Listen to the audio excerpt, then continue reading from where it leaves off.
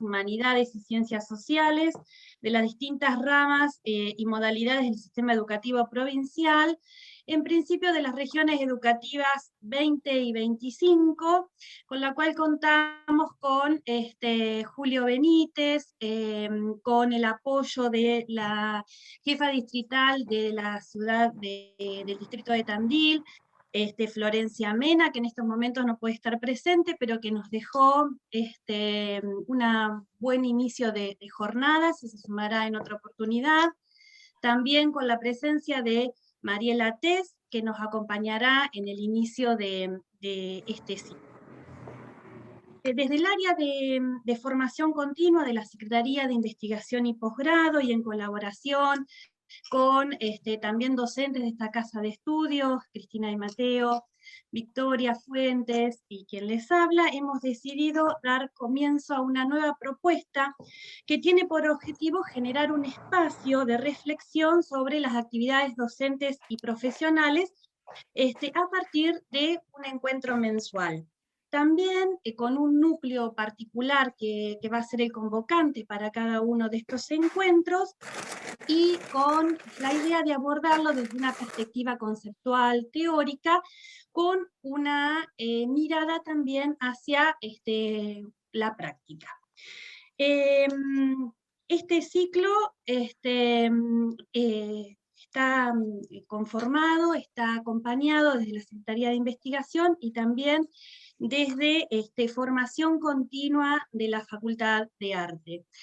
No sé si María Zarini querés decir algunas palabras con respecto al modo de organización y la certificación de esta propuesta. Bueno, muchas gracias Marcela, gracias a todos y a todas por participar. Estamos muy contentos y contentas de tanta convocatoria. Quería decir esto para organizarnos para los próximos encuentros. Las justificaciones por las ausencias serán gestionadas por las distritales que hasta el momento hemos acordado, que son la 20 y la 25, por lo tanto, nosotros pasaremos los datos de quienes asistieron al encuentro y a partir de ahí se generará la justificación. Es decir, Formación Continua no emitirá certificados para justificar las ausencias laborales. Lo que sí haremos al finalizar el ciclo, hacia noviembre, es entregar los certificados por la participación. Para ello, contemplamos que participen de al menos 5 de los 7 encuentros. Es decir, que no vamos a entregar certificados por cada uno de los encuentros, sino en noviembre. Así que con el correr de los encuentros iremos tomando los datos de quienes participan para poder hacerlo correctamente. Mariela Tess, creo que estás por ahí, si querés decir algunas palabras de bienvenida. Buenas tardes, bienvenidos a todos. Muchas gracias, Marcela. Gracias a todos, a la propuesta específicamente de la Secretaría de Investigación y Posgrado, a todas las coordinadoras y coordinadores que están trabajando para esto, que es sumamente importante, especialmente en este contexto, que podamos actualizarnos, revisar nuestra labor diaria y con una mirada tan completa como los exponentes que van a estar en estos conversatorios. Así que bueno, nos parece una propuesta sumamente valiosa. Agradecemos a todos los docentes que quisieron sumarse porque realmente va a ser un beneficio para ustedes en lo personal, en el crecimiento personal y para seguir trabajando en conjunto en nuestras clases y en la educación artística, especialmente en el caso de Tandil, lo digo, pero sé que se han sumado de otros distritos. Así que bueno, muchas gracias por eso. Como decían recién, el tema de las certificaciones. Obviamente a aquellos docentes que en este momento estén trabajando en el distrito de Tandil se les va a hacer una certificación como convocatoria de jerárquico, en este caso de la inspección, solamente para aquellos que los necesiten y que estén trabajando en este momento, nada más. Así que bueno, muchas gracias Marcela, gracias a todos por esta invitación y estaremos acompañando. También contamos con la presencia del inspector distrital de la región número 20, Julio Benítez. Si querés decir algunas palabras, también. Bueno, buenas tardes a todos, a todas, a todes. Quería aclarar que Efectivamente, soy Julio Benítez, soy jefe distrital del distrito La Barría, ¿sí? Perteneciente a la región 25. En principio me parece sumamente importante que se abra este espacio de actualización y de formación permanente para los docentes de artística. Quiero agradecer profundamente a esta oportunidad que genera la Facultad de Arte de Tandil y particularmente a Javier Campo, a Victoria Fuentes y al profesor Santagada, que escucharemos en el día de hoy. Así que voy a tratar de participar en la mayoría de las jornadas que me sean posibles. A veces el trabajo esto lo dificulta, pero quería estar en el inicio de estas jornadas, e insisto en mi agradecimiento. Es un espacio deseado, es un espacio que hemos charlado varias veces con las personas que nombré anteriormente, así que celebro que tengamos la posibilidad de que se concrete en este 2021, que sigue siendo tan difícil como el 2020, pero bueno, por suerte tenemos la posibilidad de la virtualidad que nos une a 2 distritos con la Facultad de Arte de Tandil. Muchas gracias y un placer y un orgullo estar en esta convocatoria y en estas jornadas. Trataré de acompañar la mayoría que pueda. Que sigan muy bien y mucha suerte y que disfruten de la misma. Marce, ¿me dejas hacer una aclaración? Quiero hacer esta parte que es la más aburrida, pero importante, que es decirles que si pueden, en lo posible, en sus usuarios, pongan su nombre completo, nombre y apellido, de modo tal de que podamos anotar correctamente quién participó. Y avisarles que tal vez algunos de los encuentros no sean los jueves, sino también los viernes. El horario generalmente va a ser a las 2 de la tarde, y eso lo iremos avisando mensualmente, y que todos los encuentros son de participación libre y gratuita, sean docentes de la provincia de Buenos Aires o de otras provincias y de distintos niveles y de todas las disciplinas artísticas y humanísticas posibles. En ese sentido, las charlas están pensadas con muchísima apertura, así que no duden en participar en ese sentido. Gracias. Perdón, María, quería agregar algo más. Las 150 personas que estamos pasando en este momento hablan, primero, de la excelente convocatoria, y segundo, de la necesidad de que estos espacios se generen toda vez que sea posible. Nada más, gracias. Gracias, Julio, gracias, Mariela, Emi, Marce. Bueno, habló de mí Marce y me presento. Entonces, yo soy Javier Campo, el secretario de Investigación y Posgrado de la Facultad de Arte de la UNICEN. Es así como decía Julio, es muy importante para nosotros. Si me tengo que remontar en el tiempo, el otro evento que fue importante y con esta buena cantidad de público fue cuando dialogamos con el ministro de Cultura, Tristán Bauer, por ejemplo, ¿no? Bien. En arteporver.tv, donde está Ritos de Paso, que es la serie de la cual se va a hablar en un ratito, ahí pueden ver la entrevista esa, por ejemplo, entre tantas otras cosas que hacemos desde la Facultad de Arte.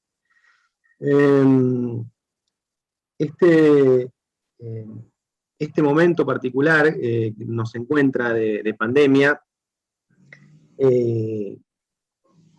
lo que nos permite es esto, no mucho más, ¿no? Porque no podemos encontrarnos físicamente, pero bueno, hacemos una virtud de esta restricción, porque también esta herramienta nos facilita mucho el encuentro, ¿no? Hay gente de distintos lugares de provincia de Buenos Aires y de otras provincias de la Argentina también que están participando.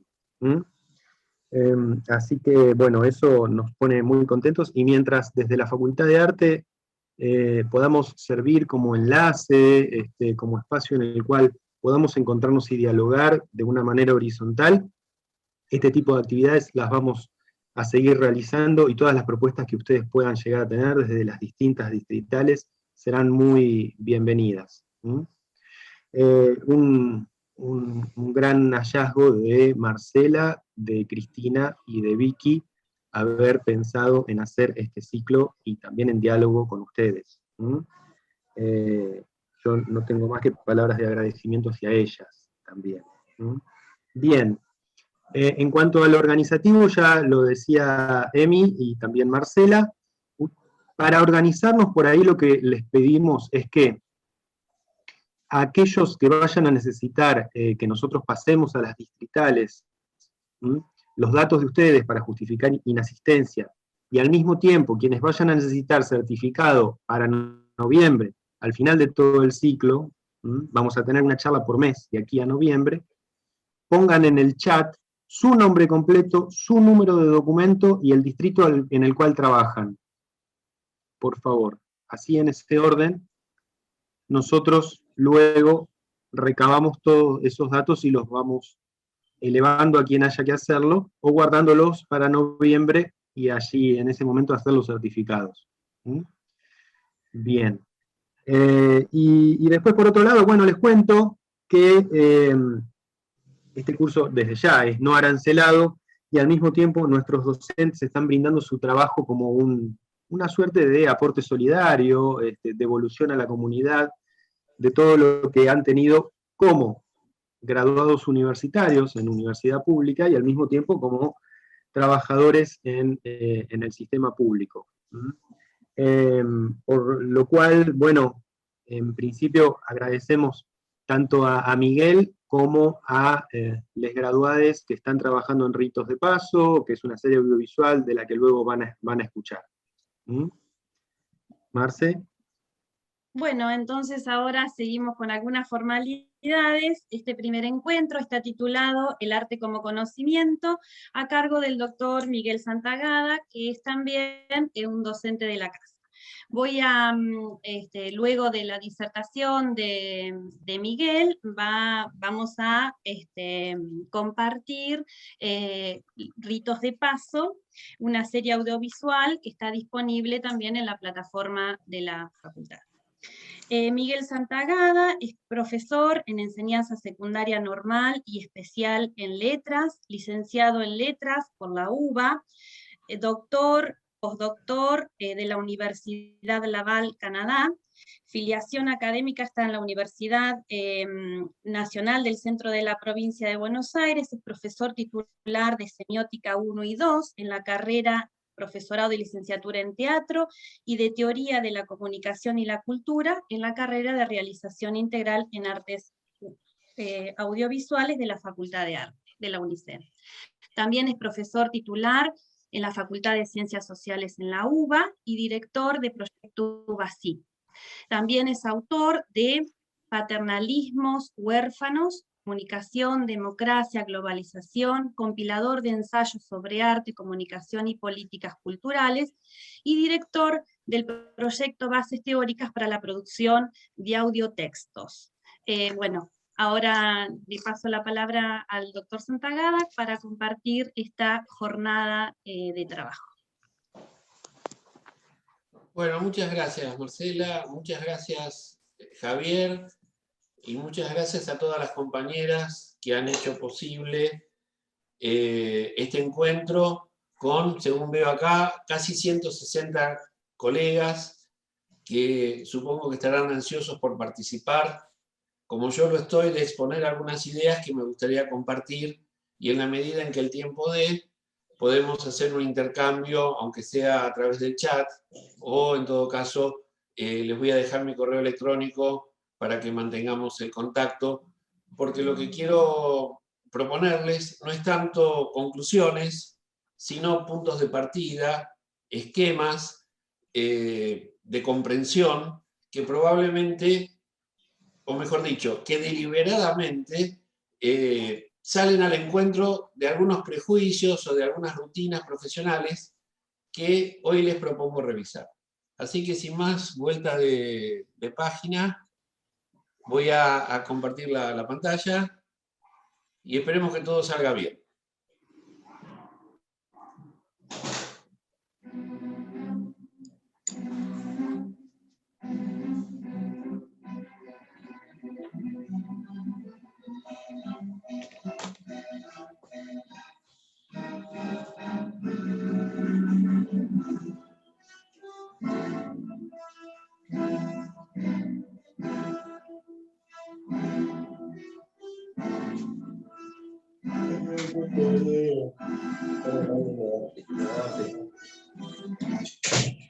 Bueno, arrancamos con música con la música que algunos todavía llaman música clásica.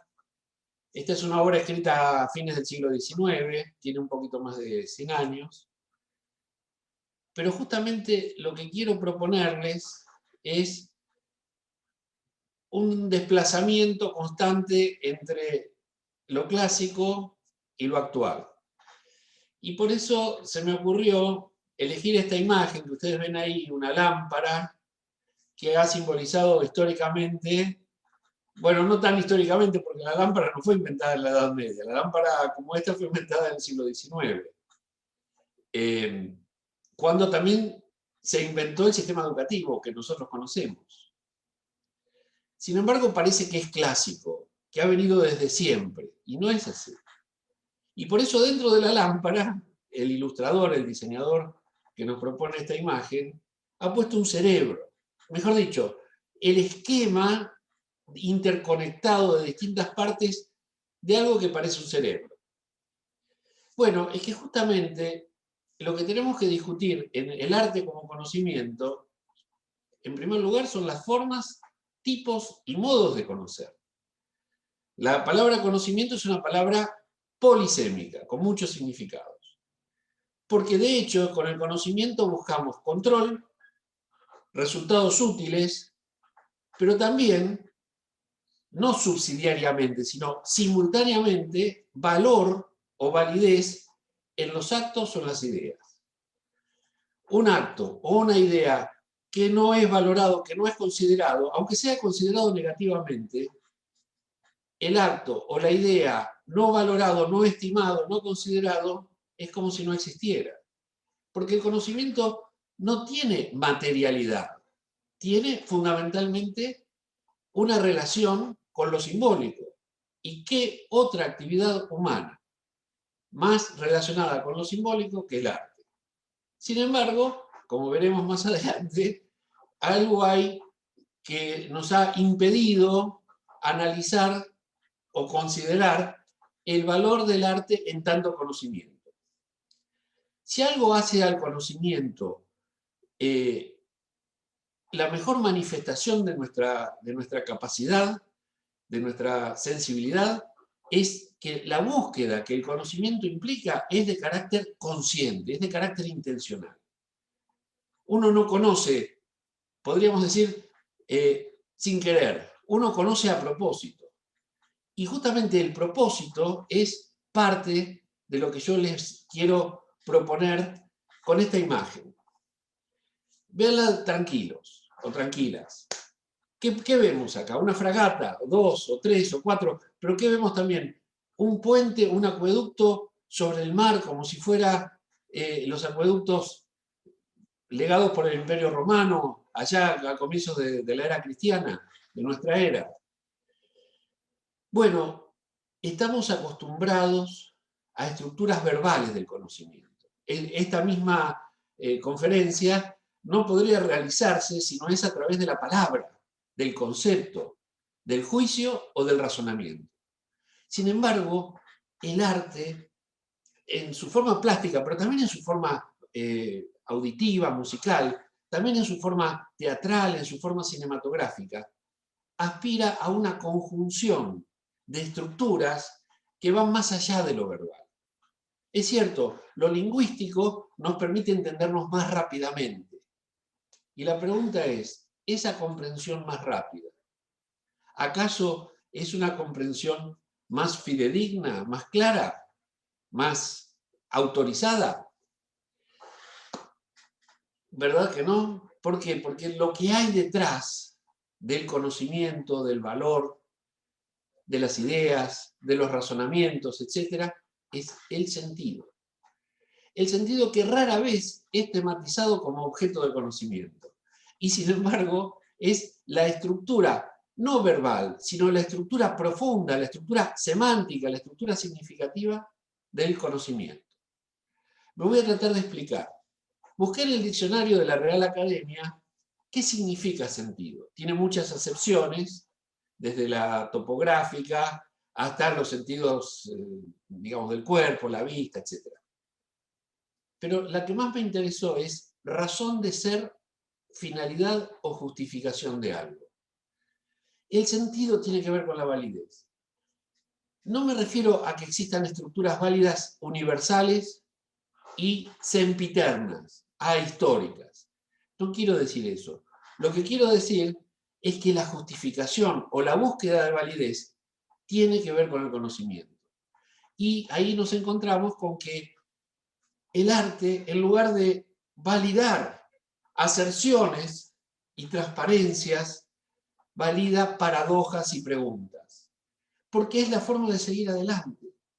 La aserción, es decir, la afirmación indubitable, irrefutable, es, podríamos decir, necesaria para ciertos momentos de la vida, para ciertos momentos del día. Pero de verdad, la noche, la oscuridad, el atardecer, también son momentos del día. Y estos son los símbolos que de alguna forma quise registrar en esta imagen, que probablemente sea la del amanecer y no la del atardecer. De cualquier manera, la ambigüedad, la paradoja, forma parte de la búsqueda del sentido. He copiado esta cita de Viktor Frankl, con el cual no estoy totalmente de acuerdo, pero sí concuerdo en esta expresión. El significado de mi vida, es decir, el sentido de mi vida es ayudar a que otros puedan encontrar significado en las suyas. De verdad, pensemos cuánto de lo que consumimos en materia televisiva, periodística, mediática, incluso en nuestra formación académica, cuántas veces aparece el tema del significado de la vida. Casi nunca. ¿Por qué? Bueno, tengo muchas respuestas para dar, pero preferiría remitirme a esta imagen. A la imagen de que el pensamiento es maquínico, tiene la forma de máquina, tiene la forma, a ver, ¿cómo decirlo?, de la industria de relojería, de la industria del siglo XIX, donde tantos obreros y trabajadores dejaron su salud y sus vidas en lugares errabundos, oscuros, etc. ¿Por qué? Porque ha dominado la cultura occidental el conocimiento útil, el conocimiento de la técnica. Sin embargo, por lo que venimos viendo, el conocimiento tiene tres dimensiones. La primera, y tal vez no la más importante, pero la que ha cobrado el centro de la escena en materia de conocimiento, es el conocimiento como técnica, como información, como descripción y explicación de la naturaleza, del mundo, de la vida. Pero esto es nada más que un tercio de las dimensiones del conocimiento. Otros tercios, otras partes, otros aspectos del conocimiento los vamos a ver en la convivencia. ¿Sería posible conocer y dominar la naturaleza sin el acuerdo concertado o, en todo caso, el acuerdo orientado a la acción de millones de personas? ¿Podríamos haber causado los daños que causamos a las otras especies, al medio ambiente, a los ríos, etcétera, si no hubiera sido que la cultura humana actuara como actuó? Y esa falta de límites, o en todo caso, esa búsqueda de límites, tiene que ver con la convivencia, con el derecho, con la moral. Pero esto es el segundo de los tercios. ¿Cómo podemos concertar acciones? ¿Cómo podemos organizarnos? ¿Cómo podemos conocer el mundo si no es a partir de personas autónomas? Personas que tengan la posibilidad de expresar sus puntos de vista, sus deseos, sus temores, sus aspiraciones. En todos los casos, el conocimiento siempre es saber de qué se trata. ¿De qué se trata? No es solamente de qué se trata, por ejemplo, un volcán, o de qué se trata el motor a explosión. No, no, no. Por supuesto que esto también. Saber de qué se trata la persona, de qué se trata el tiempo de mi vida, de qué se trata mi envejecimiento, de qué se trata mis temores, de qué se trata la ley, de qué se trata la justicia, el gobierno, etc. Además, atraviesan estas dimensiones el saber cómo hacerlo y el saber hacerlo. Es decir, la pura práctica, pero también el conocimiento teórico que orienta a la práctica. De esta forma es posible que sepamos, que conozcamos los límites, que reconozcamos los valores. Saber quién se es, conocer quiénes somos, qué queremos, para qué estamos aquí. Esta es la dimensión del sentido. Y curiosamente, estas dimensiones no están aportadas por nuestra cultura laica. Tenemos que ir todavía en el siglo XXI a buscar respuestas en los libros de autoayuda que se inspiran en viejas religiones. No importa que sean viejas, lo que importa es que la secularización del mundo moderno no ha sido capaz de desarrollar un discurso consistente acerca de la existencia humana. ¿A qué se debe esto? Bueno, honestamente no tengo una respuesta. Acá vemos a la izquierda un fragmento del pórtico de Delfos. El pórtico de Delfos era un templo en Delfos, cerca de Atenas, donde los ciudadanos griegos del siglo IV a.C. peregrinaban en búsqueda de justamente el sentido de su vida, antes de que existiera la subjetividad y el psicoanálisis. La expresión en griego significa conócete a ti mismo.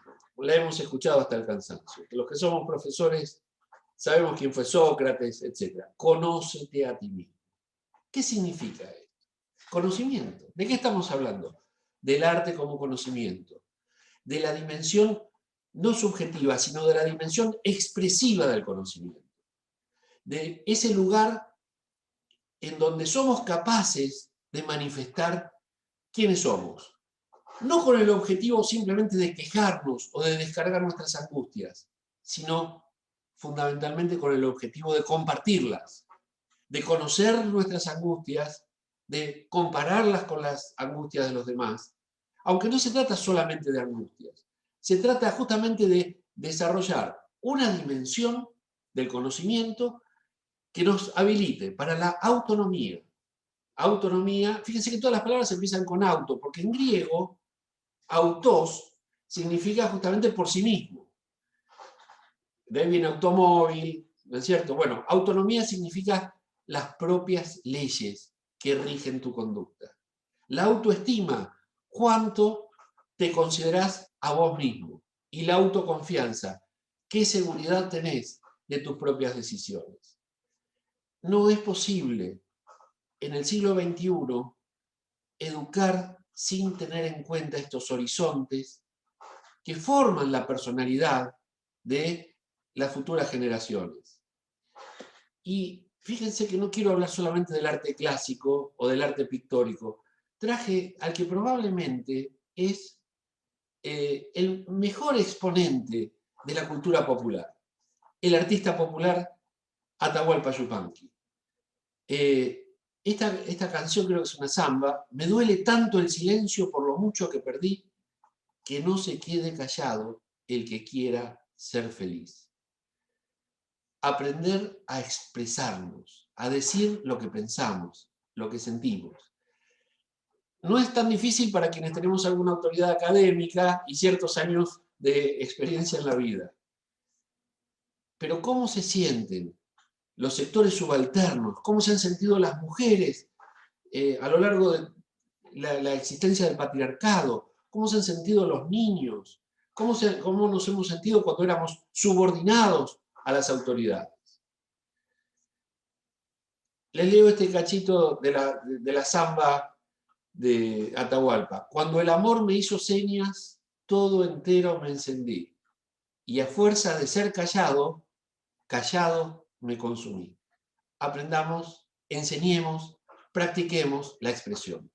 Esto nos dará autonomía, autoestima e independencia. Voy a hacerles escuchar una partitura musical para hablar de la dimensión estética del conocimiento.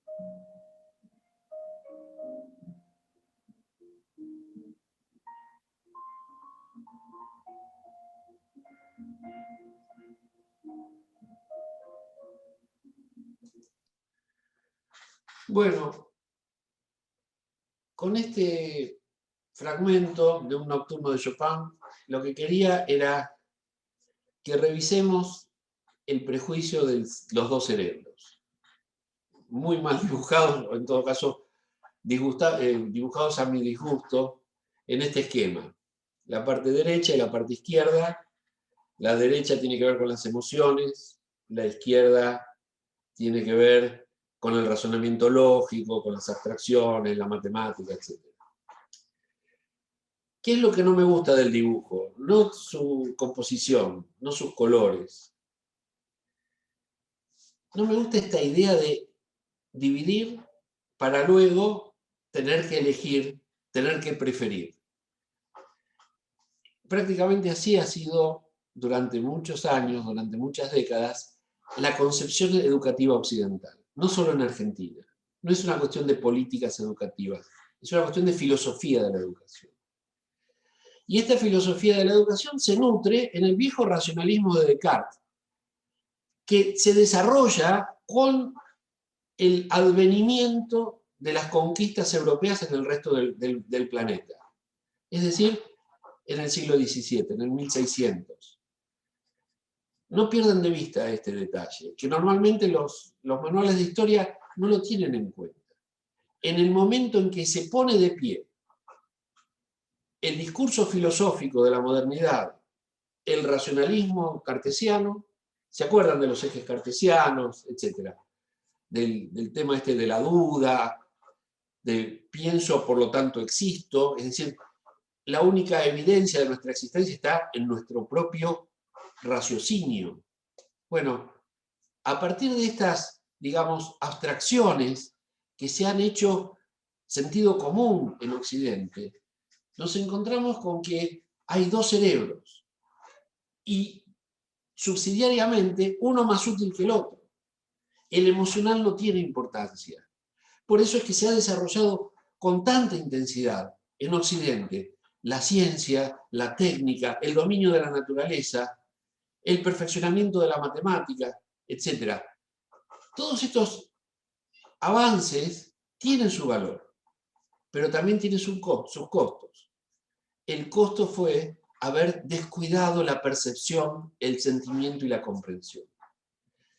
El arte ha sido el residuo que quedó del progreso racionalista y de los impulsos que los románticos, que las vanguardias y que en general artistas no organizados intentaron contraponer a el proyecto racionalista de dominio de la naturaleza en primer lugar, más tarde dominio de las masas, dominio de los pueblos y finalmente dominio de los propios impulsos personales.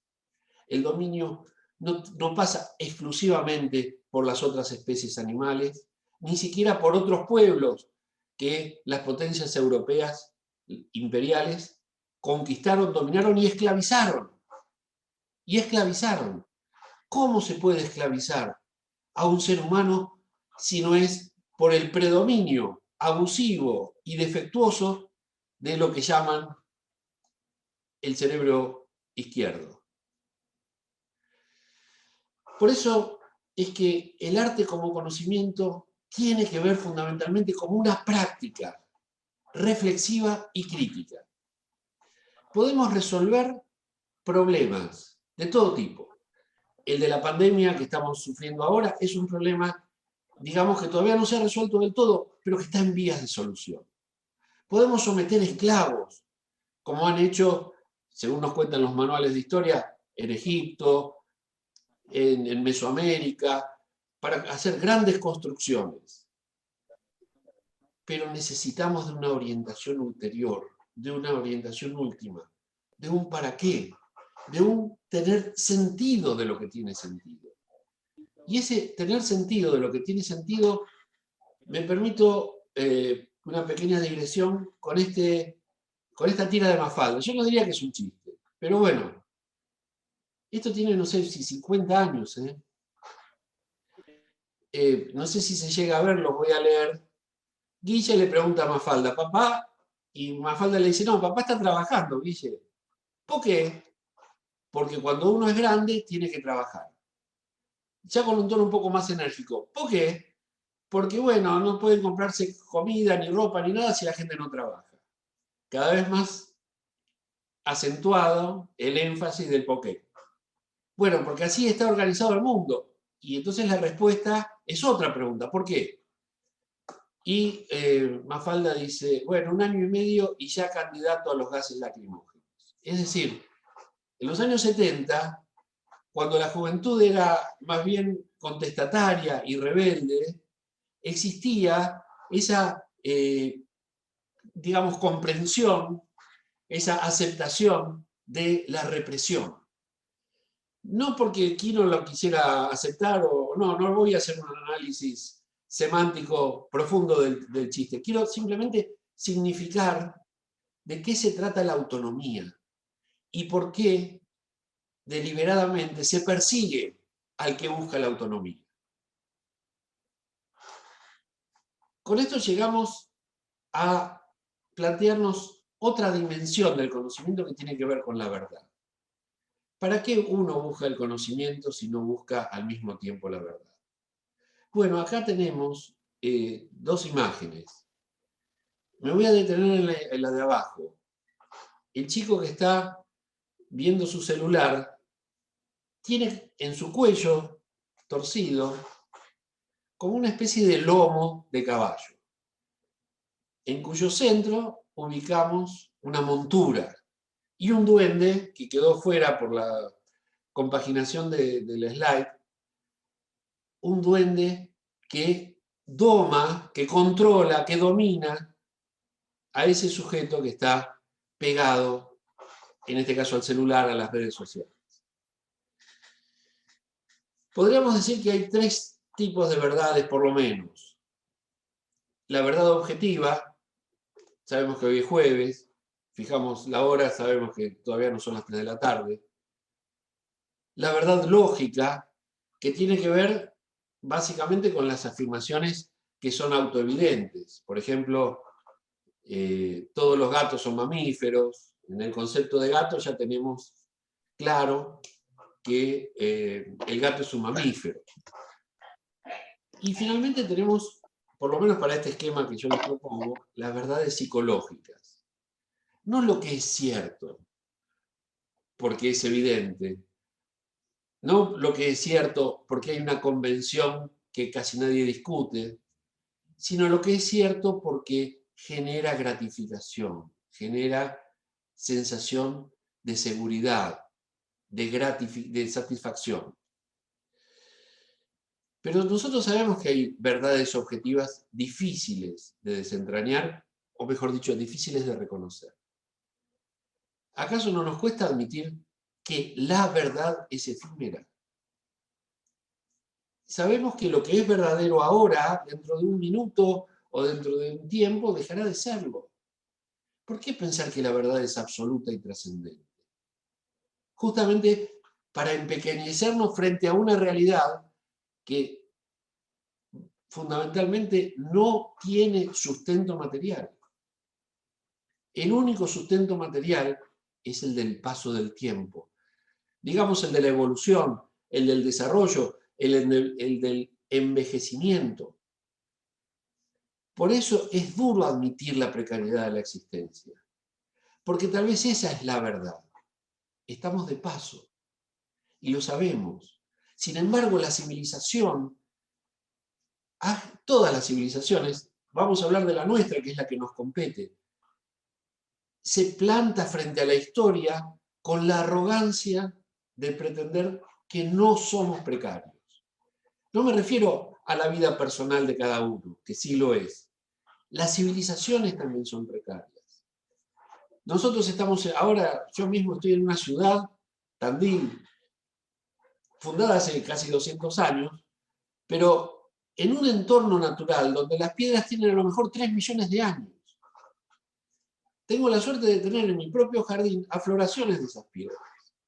Y a veces me acerco a las piedras para preguntarme cómo era el mundo cuando estas piedras emergieron. Yo no estaba, claro que no. No puedo imaginarme cómo eran las cosas.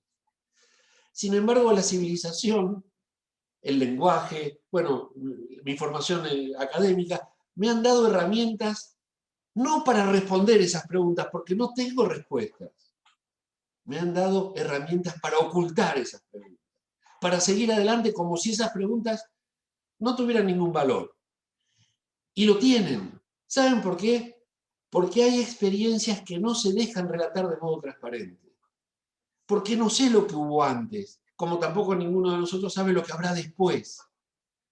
Y en esa chispa, que es nuestra existencia, aparece la necesidad del arte, de cristalizar para siempre lo que vemos en la imagen superior. Una máscara, una cara, un rostro, que es de todos y es de nadie, que es de la humanidad, porque la humanidad se reconoce en esa fisonomía. Fallecido en 1804, nacido en 1724, vivió 80 años cuando casi todo el mundo no llegaba a los 50, Immanuel Kant, un filósofo alemán que jamás salió de su pueblo. Sin embargo, llegó a esta conclusión que tiene que presidir en todo momento las discusiones humanas. Lo único que es un fin en sí mismo es el hombre. Nunca puede ser utilizado como medio. Y lo pongo como ejemplo a Kant, porque mientras él escribía esto, barcos cargados de individuos apresados como animales en el continente africano eran transportados en embarcaciones holandesas, inglesas y portuguesas hacia el Nuevo Mundo, donde iban a ser vendidos como animales, como esclavos. Esa es la contradicción del racionalismo. Tener claro cuáles son los valores y borrar con el codo lo que se escribe con la mano. ¿Recuerdan esta imagen? Tal vez es demasiado fuerte. La vamos a pasar rápido. Quiero que vean, para los que no se acuerdan, hace unos años, tal vez en el 16 o en el 15, detonó la guerra en Siria y muchos pueblos, muchos ciudadanos sirios se fueron para Europa. Y en barcos precarios, en embarcaciones que no tenían la seguridad para el transporte de tantas centenas de personas, y probablemente en una tempestad marítima cae y muere este chiquito cuya foto vemos en el centro de la imagen. Bueno, el arte a través, no de Miguel Ángel, no de Da Vinci, no de Van Gogh, no de Cervantes, no de Shakespeare, sí el arte del siglo XXI interviene esta imagen desgarradora, inhumana, terrible, de un chiquito que no va a gozar de su vida, que no va a gozar de sus padres, ni de sus hermanos, ni de nada, porque ha muerto prematuramente por lo más injusto que ha inventado la humanidad, que es la guerra. Y por eso la intervención de este dibujo en dos escenarios diferentes. Uno, digamos, el plenario del gobierno de la Comunidad Europea, claramente responsable de esta crisis humanitaria. Y otro, bueno, ya dibujado en el corazón de las naciones europeas. Pasemos rápidamente revista a las diferencias entre ciencia y arte para completar esta semblanza de lo que es el arte como conocimiento. La ciencia requiere de una formación disciplinaria, no en el sentido, digamos, policíaco del término, sí en el sentido determinante, limitativo de la creatividad. ¿Por qué? Porque la ciencia tiene a su cargo objetivos de enorme responsabilidad y no puede permitirse la validación de conocimientos que estén fuera del marco metodológico respectivo. Por eso la matriz disciplinaria es tan importante, no solo en las ciencias llamadas duras como la física o la química, también en las disciplinas como la sociología y la antropología. El arte, en cambio, no está orientado a soluciones útiles. El arte tiene como única motivación la misma ejecución creativa. Lo que en francés se dice l'art pour l'art, o sea, el arte por el arte. La ciencia se basa en afirmaciones y certezas. El arte en preguntas y dudas. Son las preguntas y dudas las que nos permiten descorrer los pesados cortinados del presente, de las circunstancias terribles, injustas, inexplicables que nos toca vivir, para encontrar el sentido. Y esa búsqueda tiene que ver un poco con esta imagen que yo les propongo, que por supuesto yo no hice, la selecciono, y que tiene que ver con un cerebro, pero no como el que veíamos al comienzo, con conexiones telemáticas, sino con colores y formas irregulares que dan idea de la plasticidad, de lo que es la idea creativa, de lo que es el proyecto expresivo de cualquiera de las artes. Pero no tenemos que perder de vista, hablando de las verdades, no tenemos que perder de vista de que el arte ocurre por intervención de instituciones que lo consagran. Así como encerrado en mi gabinete, lo que produzca, si nadie lo ve, es como si no existiera, aunque a mí me satisfaga, el verdadero arte ocurre por intervención de instituciones que lo consagran. Me permito recordarles, no quiero demorarme mucho, un cuento de Borges que trata de un novelista que no ha terminado, es condenado a muerte, y no ha terminado una novela, o una ópera. Tiene que desarrollar varios actos de esa ópera. Y pide a sus verdugos que le den, o pide a Dios, que le concedan el tiempo posible para que él pueda terminar la obra. Él en la cárcel no va a poder escribirla y nadie la va a poder contar.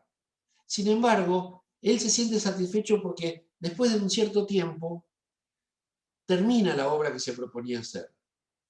Y en el momento en que pone el punto final a esa composición, oye el balazo o la orden de disparo del pelotón de fusilamiento. Bueno, el cuento de Borges es un poco angustioso y tal vez es lo que le pasaba a él mismo como escritor. Sentía que el sentido profundo de su obra no iba a ser comprendido en su época, o no iba a poder ser disfrutado, o no iba a poder ser difundido. Bueno, el arte no es como el cuento de Borges. El arte tiene una necesaria intervención de instituciones, que son las que definen las distintas producciones en tanto candidatas o no a ser consideradas obras de arte. Esto lo sabemos todos.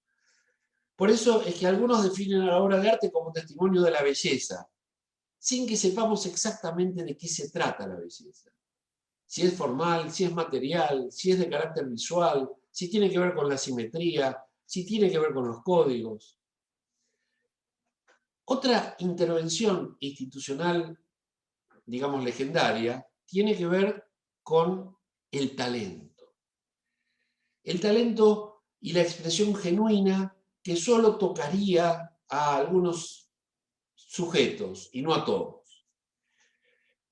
Honestamente, yo no tengo claro, ahora en el siglo XXI, qué institución ha cuestionado severamente esto. Muchos autores lo han cuestionado, pero la institución y la expectativa general es, bueno, este chico o esta chica tiene talento, este no. Y no lo podemos definir. ¿Saben por qué no se puede definir? Porque se trata de una categoría arbitraria. Eso no quiere decir que sea inexistente. Quiere decir que la podemos manejar con relativa plasticidad, pero con muy baja precisión. Lo que no tenemos que perder de vista es que la práctica artística, aunque el artista sea apolítico, su práctica se inscribe en un universo de relaciones políticas. No me refiero a la política menuda de un partido o el otro, un intendente o un concejal. No me refiero a eso. Me refiero al hecho de que todo lo que es público es per se político. En el ámbito privado, en el ámbito íntimo, podemos prescindir de la cuestión política. Aunque nadie vive en una casa tan blindada que las cuestiones políticas no se metan por la ventana o por los intersticios de las puertas. Es como los mosquitos. Cuando abrís la puerta, entran los mosquitos. Aunque vos no lo quieras, la política está en todas partes. Pero no me quiero referir a esa obviedad. Quiero que reflexionemos sobre el hecho de que el conocimiento que produce el arte, conocimiento de autonomía, conocimiento de autoafirmación, conocimiento de rebelión, es un conocimiento político. Y como tal, puede padecer la censura de la burocracia, la provocación de los conservadores, pero fundamentalmente la indiferencia de un mercado, de un ámbito cultural mercantilizado que puede considerar sin valor, que puede negarle valor a las prácticas alternativas. El otro día dieron, seguramente muchos de ustedes lo vieron, la entrega del premio Oscar. Todo el mundo sabe que es absolutamente irrelevante. Y sin embargo, la gala de los Oscars es una de las instancias culturales globales más sintonizadas en todo el mundo. Comparable con algunos partidos de los mundiales de fútbol. ¿A qué se debe semejante contradicción? Justamente a que se busca la intervención de una academia, incluso se llama Academia de Ciencias Cinematográficas, a la academia que otorga el Oscar, se busca el reconocimiento como para que un producto sea más vendido. No quiere decir que sea mejor o peor. La película que ganó el año pasado, que era Parásitos, una película coreana que les recomiendo si no lo han visto, creo que está en Netflix, y ahí en otras plataformas también está. Es una película realmente muy importante, pero que se aparta de la línea de películas que venían ganando el Oscar tradicionalmente. Eso no significa que estamos frente a un cambio.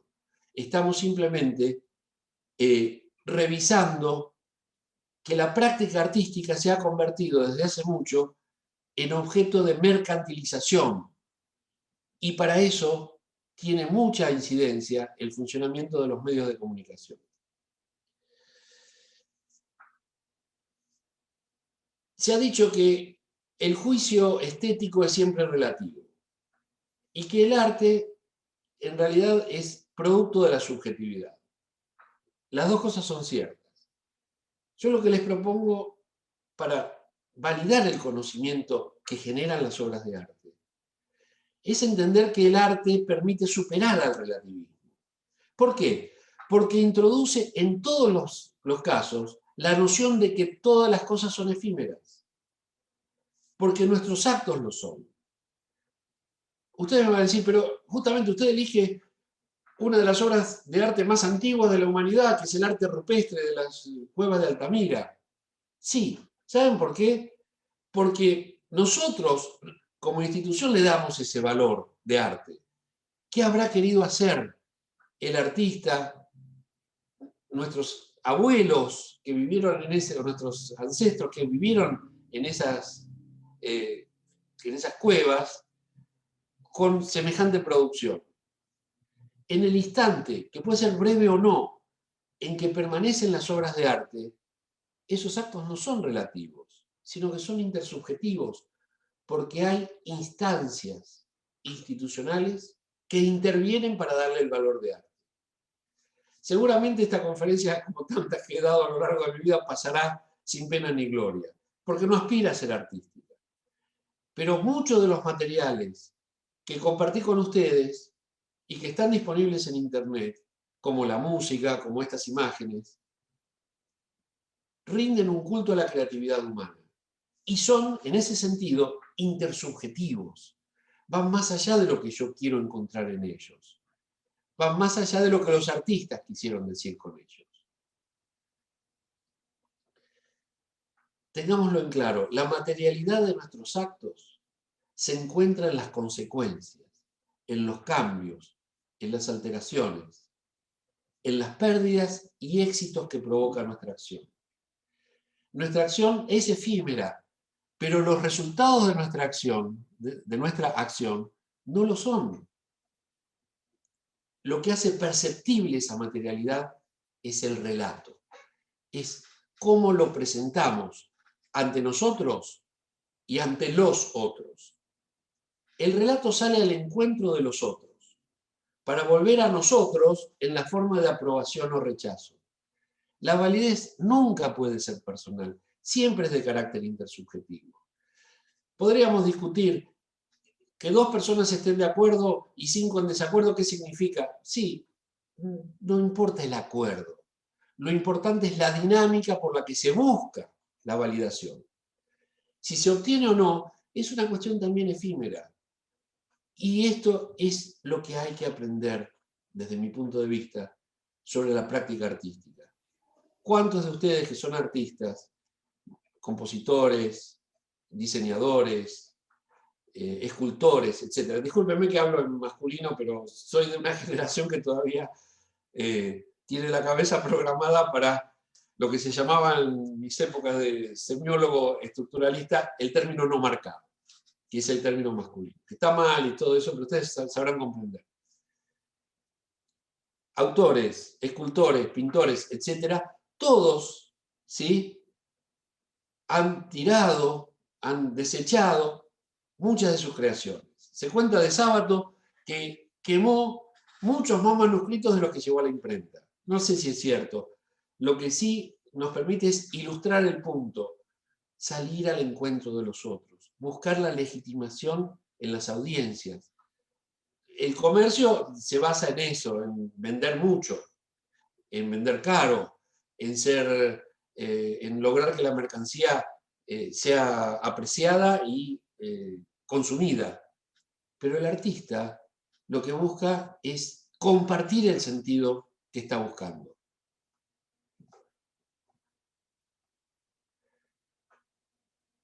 Entonces, ¿qué es el arte auténtico? ¿Es algo como esto?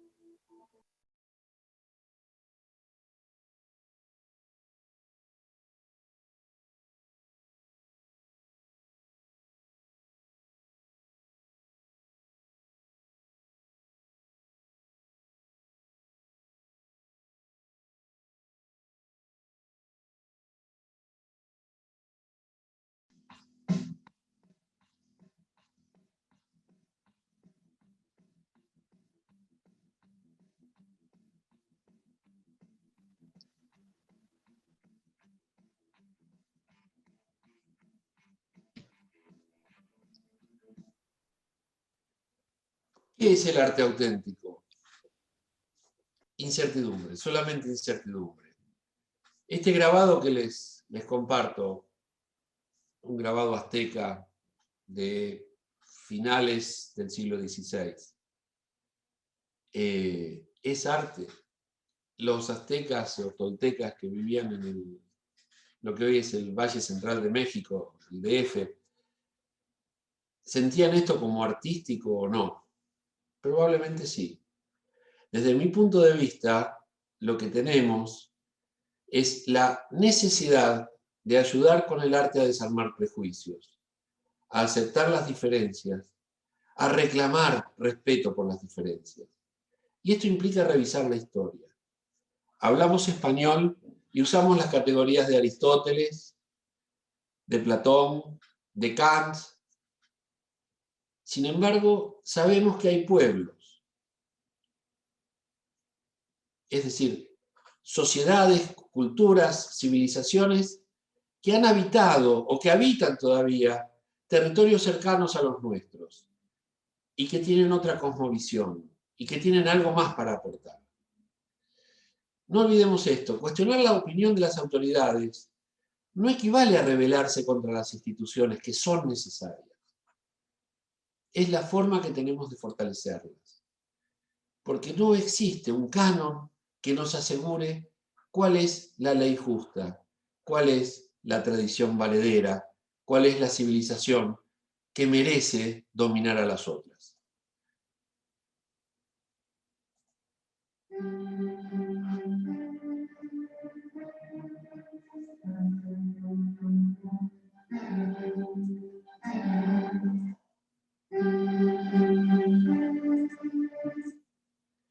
Muchas gracias.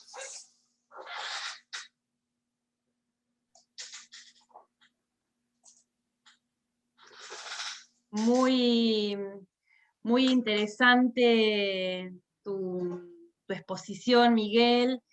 Como siempre nos dejas pensando en todo lo que fue, valga la redundancia, tu relato, ¿no? Porque al tomar esta idea, este tema tan fuerte como es el arte como modo de conocimiento, fue atravesado también por todos los ejes que hoy están pensados para la enseñanza de la educación artística en todas las disciplinas en la provincia, al menos en la provincia de Buenos Aires, y también es fundante los ejes de los núcleos de aprendizaje prioritarios allá elaborados entre el 2008 y 2012 en nuestro país. Entonces, cómo mediante estas conceptualizaciones de esta temática se fueron atravesando, lo estoy como intentando hacer una breve síntesis en relación a aquellos profesores que están trabajando hoy en la provincia de Buenos Aires, básicamente, y cómo esto se ve reflejado también en los diseños curriculares mediante los ejes que proponen al menos los diseños curriculares de inicial y de primaria, ¿sí? Bueno, como dijimos, estas conceptualizaciones iban a tener también un anclaje en experiencias, desde las experiencias prácticas, ¿sí? Entonces vamos a invitar a los compañeros de la Facultad de Arte y también graduados a que presenten los ritos de paso, ¿sí? Ellos son Anabel Bonani, Mariano Schettino, Matías Petrini y Claudia Esperanza. Bueno, hola, buenas tardes y gracias por venir a esta charla, y gracias a Miguel también porque nos antecede. Bien, para mencionar, creo que lo que vamos a hacer para dinamizar un poco es mostrar unos capítulos y comentarlos junto con la colaboración de Miguel. Contarles que Ritos de Paso es un contenido seriado que lo generamos el año pasado, durante la cuarentena más estricta. En verdad fue algo que era la primera vez que lo hacíamos, de ahí creemos que es oportuno que lo compartamos en este espacio de prácticas, de plantearnos el arte como conocimiento a partir de las incertidumbres y no de las certezas. Está disponible en Arte por Ver y convocó en su mayoría colegas realizadores audiovisuales, graduados de la Facultad de Arte. Así que bien, eso inicialmente, por ahí para comentar, está disponible en Arte por Ver, en YouTube e Instagram, porque esto que mencionaba también Miguel, las redes y el acceso a los contenidos también determinan cierta inmediatez y habilitan un compartir con un público. Así que bueno, no sé, Mati, si me estoy olvidando de algo. Hola a todos. Bueno, gracias por la invitación y agregar solamente a lo que decía Claudia recién, que este contenido se estrena en redes y para crear redes en este momento de pandemia que transitábamos en 2020, se generó de forma remota, que eso fue un trabajo colaborativo muy grande y participaron casi 70 personas entre estudiantes avanzados, docentes, graduados de la Facultad de Arte y de la comunidad artística de Tandil. Así que si les parece y están de acuerdo, lo vamos a compartir, vamos a ver algunos de los capítulos a continuación.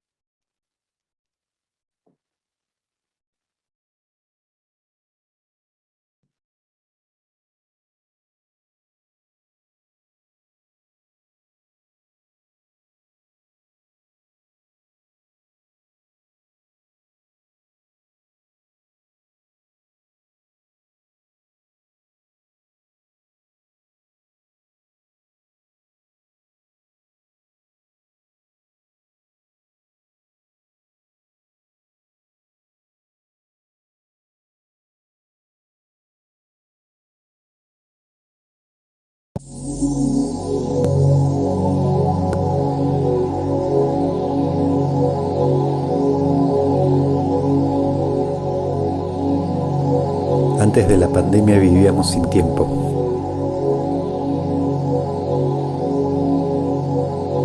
Ahora pienso a quién no se le alteró el sueño y la vigilia.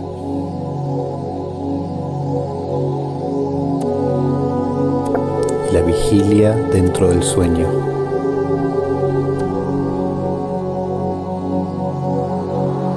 Sueñan los androides del 2020 con ovejas con barbijos. Yo he soñado, pero también he tenido insomnio. Y he tenido miedo.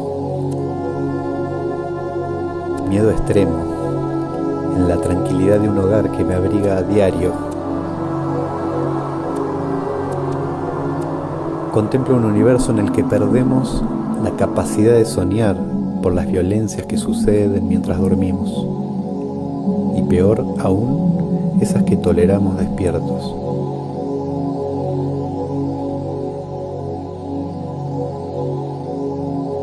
Cansa el estado de alerta, la hipervigilancia.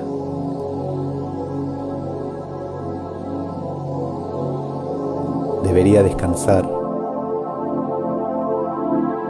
Me he quedado dormido frente a pantallas como esta, he fingido también estar despierto. Me pregunto quién y cómo roban mis sueños mientras dura el confinamiento.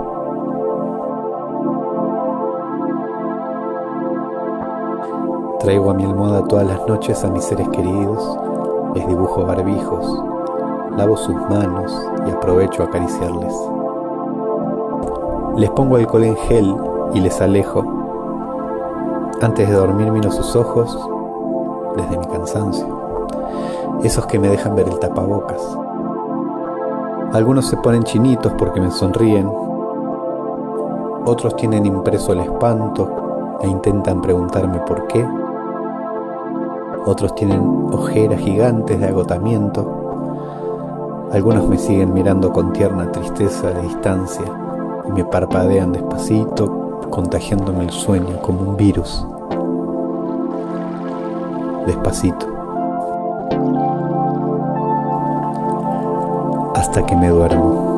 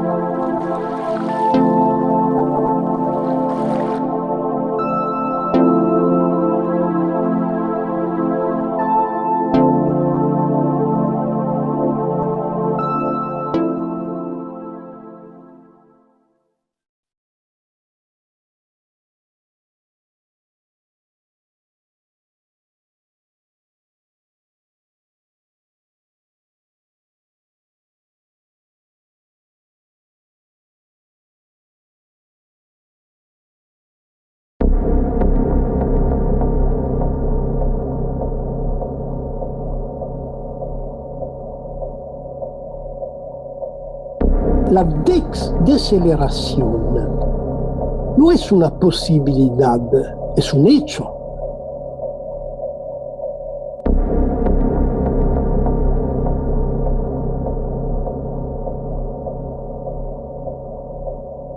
Hemos decelerado brutalmente y inevitablemente.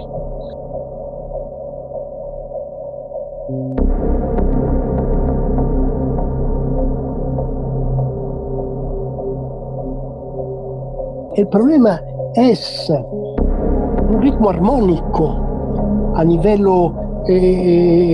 existencial, a nivel psíquico.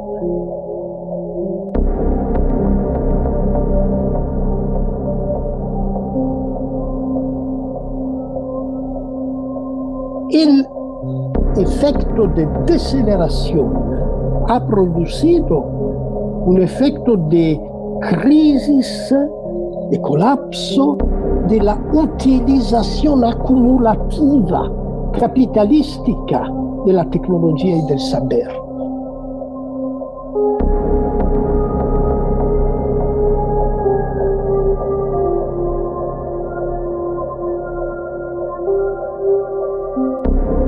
El saber ha funcionado como control sobre la vida y ha funcionado como aceleración capitalista y empobrecimiento de la sociedad.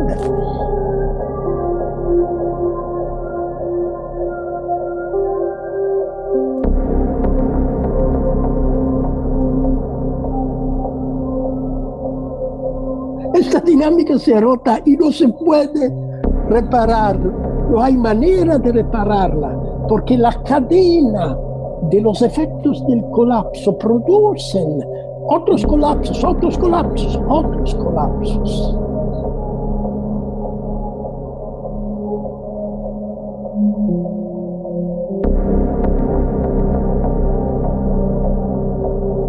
Entonces, tenemos que salir de la máquina infernal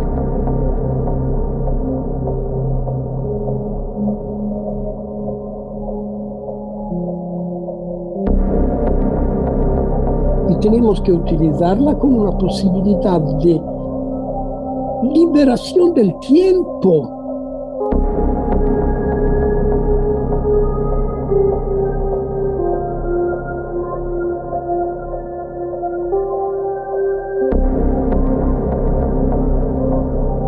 L'entanglement, la implicación forzosa, opresiva, el automatismo se ha roto. Se ha roto el automatismo.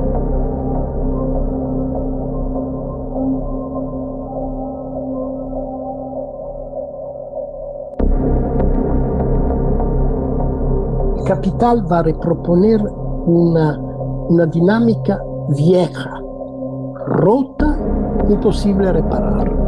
Nosotros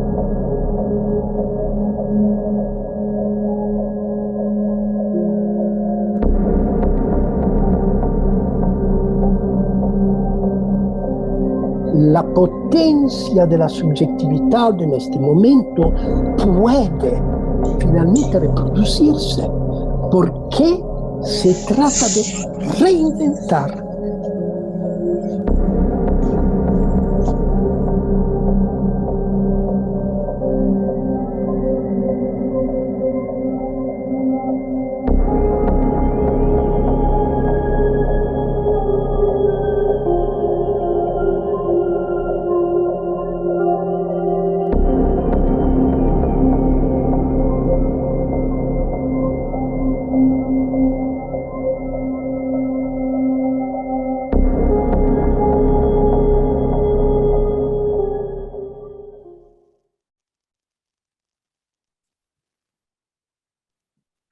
Bueno, esos son 2 capítulos de la serie que contó con 13 episodios. Por ahí, no sé si prefieren hacer preguntas en el chat para dinamizar, y por ahí con Mati, tengo entendido también que hay colegas que integraron la serie en esta misma sala. Contar que, bueno, fue un proyecto colectivo, colaborativo. ¿Cómo lo hicimos andar? Fue decir, en realidad fue ir haciendo, porque era la primera vez que hacíamos algo así. Como realizadoras y realizadores audiovisuales hemos hecho quizás trabajos a distancia que teníamos que entregar potencialmente a personas que nos los encargaban y que no les conocíamos, pero era la primera vez que trabajábamos casi a ciegas, confiando plenamente en otra colega para trabajar. Armamos un drive colectivo y colaborativo donde subimos nuestras imágenes de archivo para enriquecer los proyectos de otros colegas. Y sí, después hubo una organización con una lógica más de producción, de bueno, cómo íbamos a ir produciendo cada uno de los capítulos. Y el punto de partida fue cosas que pensamos en la pandemia. El primer capítulo que vieron se trató sobre cómo se alteraba el sueño, el insomnio, las rutinas, al mismo tiempo verbalizar el miedo y la angustia, y después el penúltimo capítulo, que es Colapsos, es uno por ahí como de los más proyectivos en cuanto a que se trataba de un presente, pero generaba más preguntas. Ninguno de los capítulos proporcionaba certezas, todo lo contrario, era un compartir de preguntas que nos iban habitando. Eso. Bueno, muchas gracias. No sé si alguno quiere hacer algún comentario de este primer encuentro, de este ciclo de charlas. Le damos la palabra, o Miguel, ¿querés comentar algo? Javier.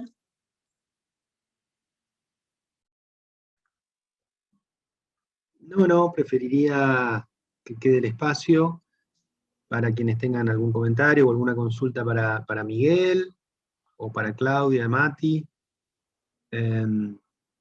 Mientras van pensando un poquito, Emi, ¿querés anunciar la próxima? Sí, la próxima charla se va a realizar el viernes 28 de mayo a las 2 de la tarde y se titula Tecnología aplicada a la enseñanza de las artes, y la exposición va a estar a cargo de Margarita Rocha. De todos modos, la información va a ser difundida con tiempo y la pueden consultar siempre desde la página web de la facultad.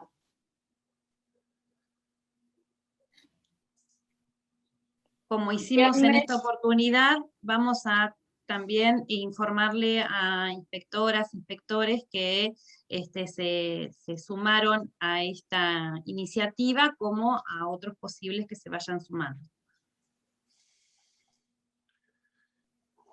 Yo quisiera agradecer el espacio. Me quedó resonando respecto a la exposición de Miguel, la figura de Atahualpa Yupanqui.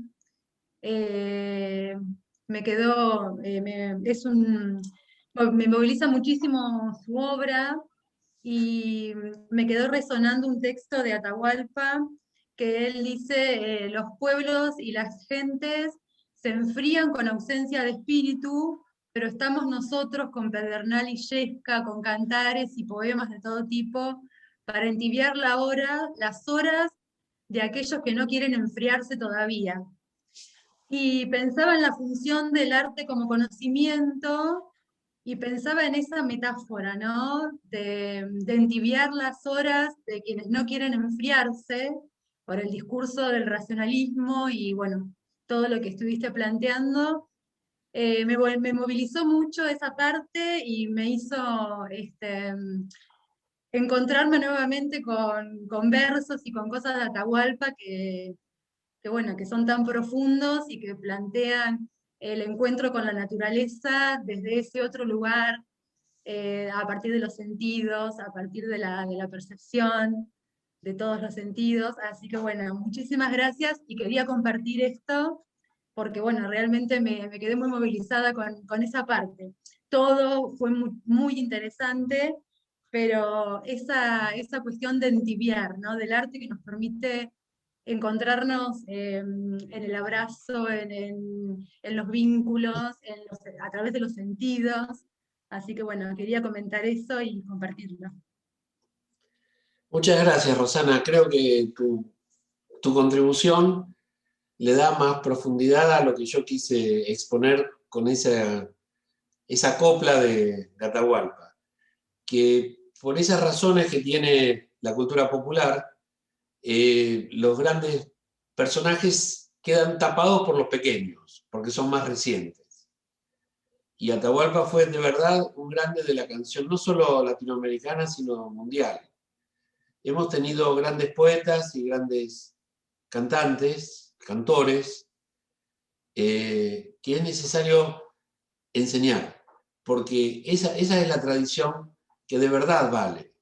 No tanto las creencias, sino la representación poética de una experiencia de dolor, que es la que tiene en general el hombre de campo.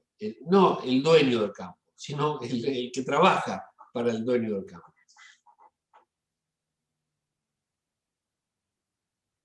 Y bueno, no quiero hacer una charla pero pensaba también en Violeta Parra, ¿no? Y en todo el legado de Violeta Parra, tan hermanado con el de Atahualpa, y bueno, toda esta cuestión del legado de los artistas populares. Sí, en el caso de Violeta suerte, Parra, tanto desde sus textiles como desde su música. Nosotros tuvimos la suerte de haber transitado, especialmente yo, vos sos más joven que yo, de haber transitado en los tiempos que vivieron estos grandes, como Violeta Parra, como Víctor Jara, como Atahualpa Yupanqui, todavía vive Larralde, bueno, Cafrune, los grandes de nuestro folclore, que son también los grandes expositores de una experiencia que la gente normalmente olvida, porque los medios y el cine miran para otros lados, lamentablemente, ¿no? Sí. Quería decir una cosita. Cité un cuento de Borges, pero en el fragor, como no lo tenía preparado, no recordaba el título. El título que se lo recomiendo, El milagro secreto. Porque justamente ocurre el milagro sin que nadie se entere. En realidad nunca termina de escribir esa composición. Pero él siente que lo hace en el instante en que lo están fusilando. El milagro secreto.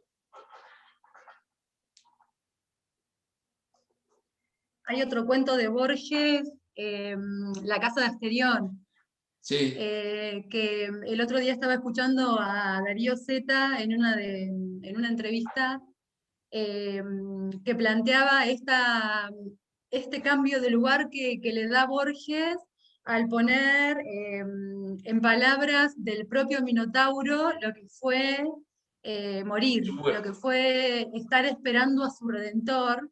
Sí. Y bueno, la importancia de eso también, ¿no? De hacer un cambio de lectura, de cómo enseñamos, de cómo nos enseñaron, y de esa forma poder transformar también la mirada y la percepción.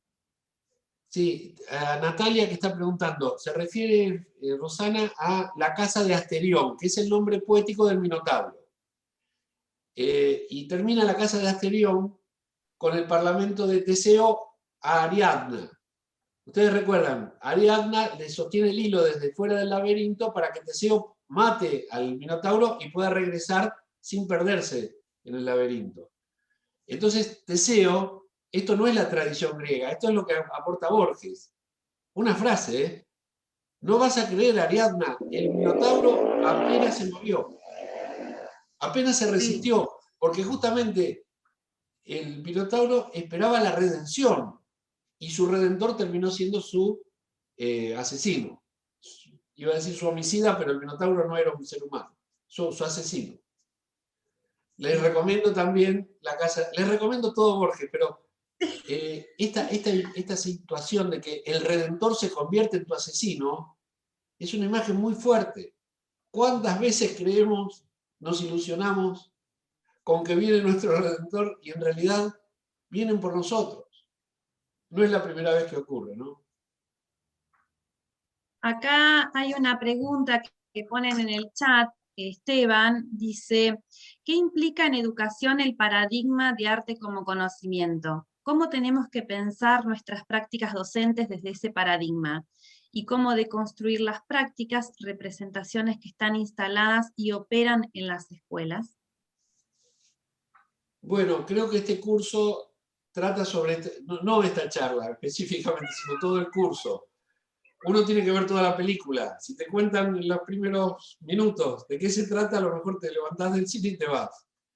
De hecho, yo no tengo respuesta para esa pregunta. No quiere decir que la pregunta no sea irrelevante, es muy relevante. Solo que no tengo elementos, porque no tengo la práctica del docente de escuela media, ni siquiera de educación superior. No soy profesor de arte, como para poder responder. Simplemente me limité a lo que puedo hacer, a plantear tendencias, a plantear algunas reflexiones, pero la solución no puede venir de arriba, verticalmente.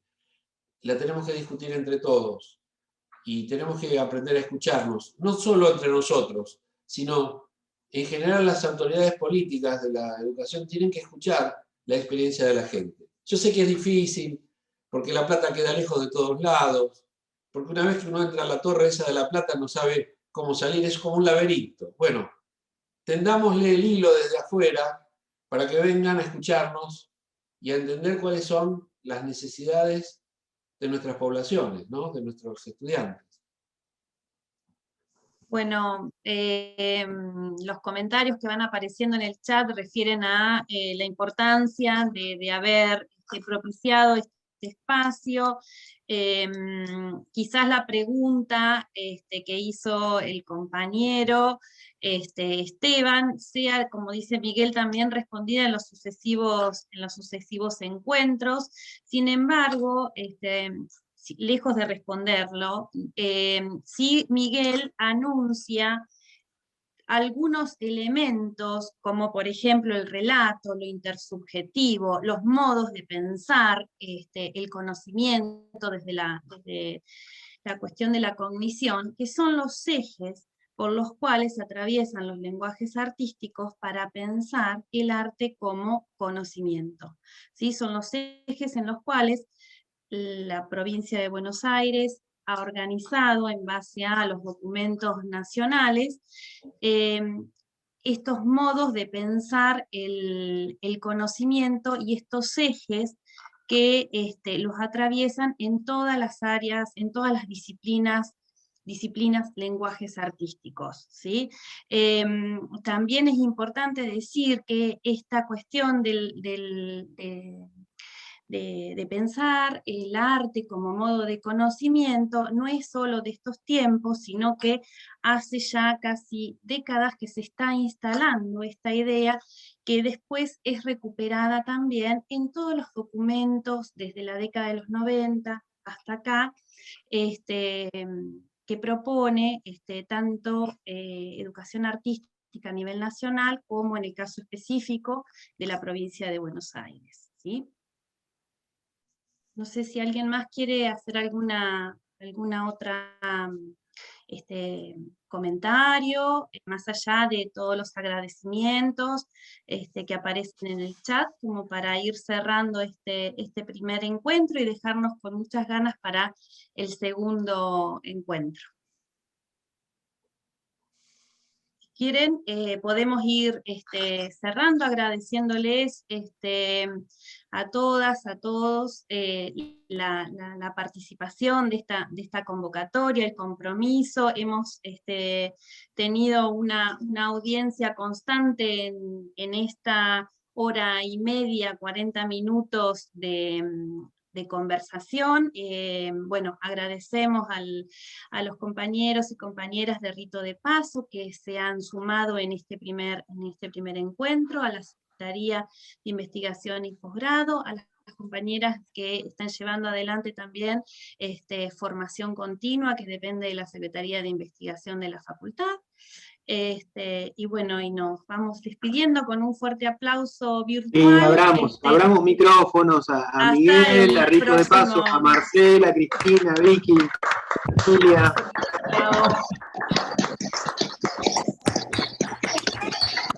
Agradecemos también especialmente a todas las inspectoras, jefes distritales que se han sumado a esta propuesta. Gracias. Gracias a ustedes. Gracias a todos ustedes. Muchas gracias. Gracias. Gracias, hasta luego. Gracias. Hasta la próxima.